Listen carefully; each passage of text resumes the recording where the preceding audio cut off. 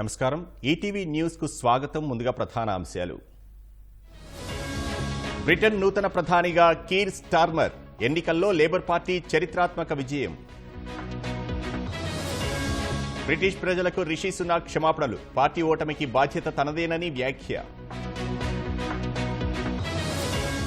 Neat పరీక్షను రద్దు చేయడం హేతుబద్ధత కాదు. సుప్రీంకోర్టులో కేంద్రం అఫిడవిట్.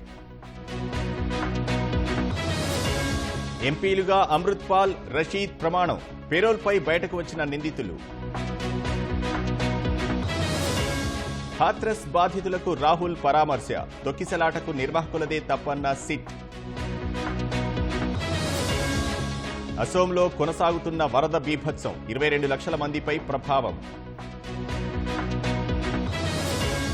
వంతెనలు కూలడంపై బీహార్ సర్కార్ ఆగ్రహం. 15 మంది ఇంజనీర్లపై వేటు. కస్టమర్ల డేటా లీక్ వార్తల్లో నిజం లేదు. తీవ్రంగా ఖండించిన ఎయిర్టెల్.